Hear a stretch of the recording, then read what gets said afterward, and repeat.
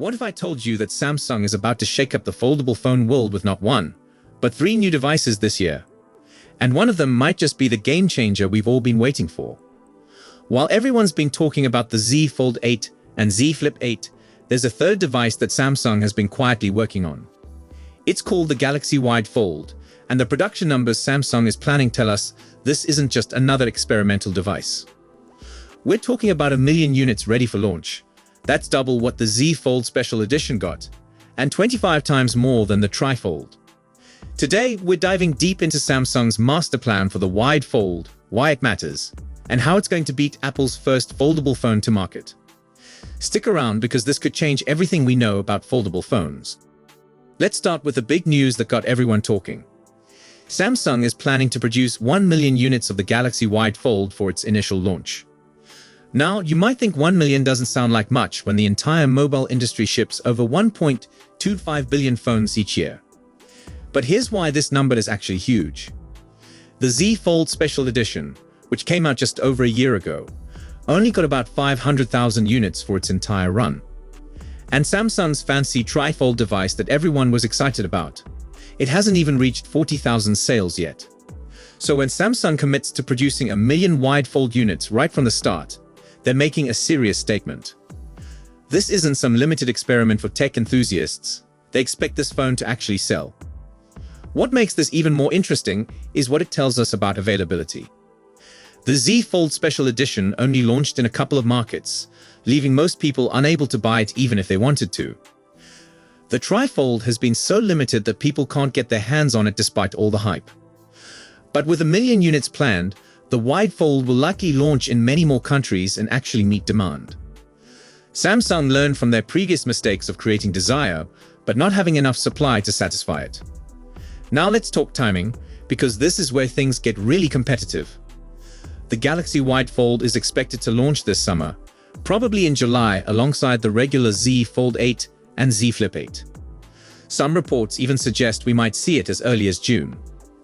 Compare this to Apple's iPhone Fold, which isn't expected until September at the earliest. This means Samsung will have a solid 2 to 3 month head start in the wide format foldable market.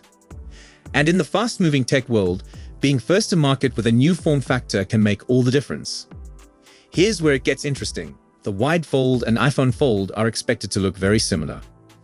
Both devices are rumored to have the same screen sizes, 7.6 inches when unfolded and 5.4 inches when closed. The key difference from current foldables is the aspect ratio.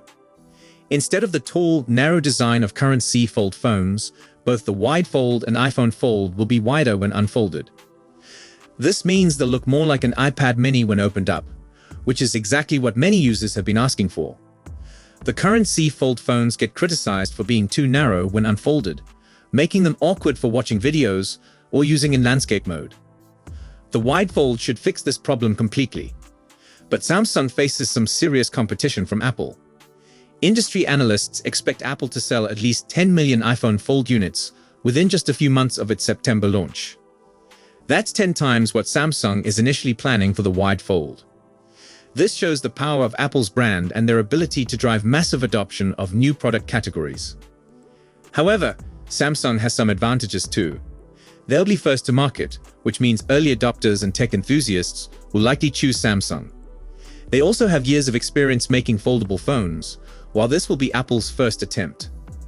Now, let's address the elephant in the room. Will the Wide Fold outsell the regular Galaxy Z Fold 8? Probably not, and here's why. Samsung's total foldable sales crossed 6 million units in 2025, with the Z Fold 7 being a huge success. Surprisingly, the expensive Z Fold 7 actually outsold the much cheaper Z Flip 7. This suggests that people are willing to pay premium prices for the book-style folding design. The Z Fold 8 is expected to continue this trend and likely outsell the Z Flip 8 as well.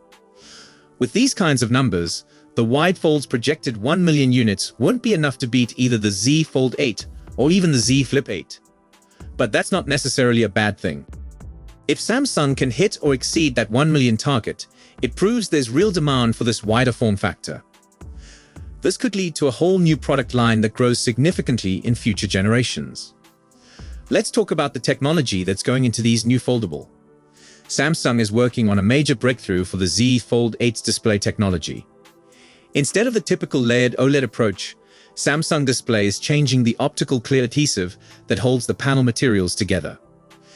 This makes the screen less stiff and significantly reduces those annoying wrinkles that current foldables have.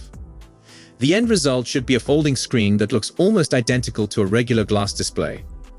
However, Samsung hasn't completely committed to using this technology in the Z Fold 8 yet. The reason?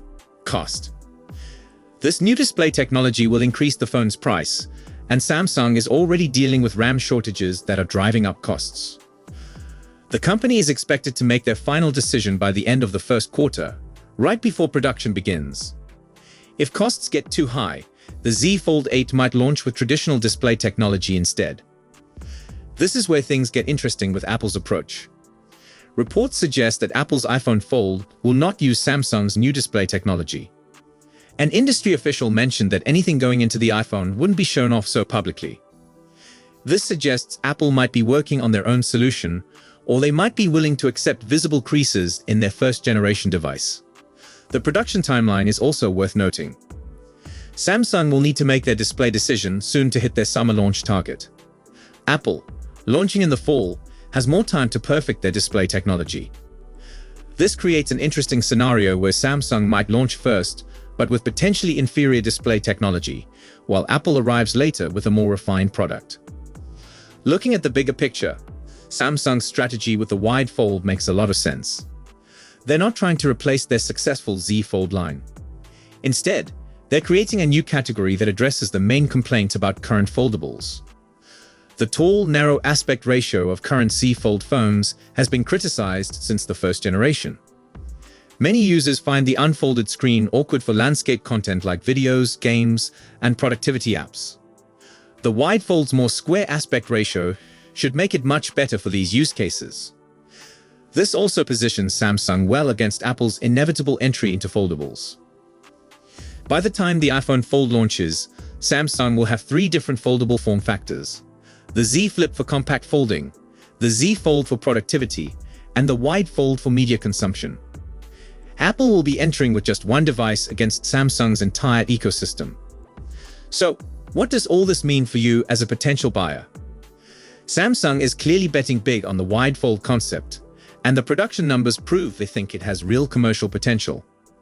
If you've been waiting for a foldable that's better for watching videos and using landscape apps, the wide fold might be exactly what you need. But if you're happy with the current Z Fold design, the Z Fold 8 will likely offer better overall specs and potentially that new crease-reducing display technology. The competition between Samsung and Apple in foldables is just getting started, and 2025 is shaping up to be the year when foldable phones finally go mainstream. What do you think about Samsung's wide fold strategy? Are you more interested in the wide format, or do you prefer the current Z Fold design? Let me know in the comments below, and don't forget to like this video if it helped you understand Samsung's foldable roadmap. So subscribe for more tech news and analysis, and I'll see you in the next video. Goodbye.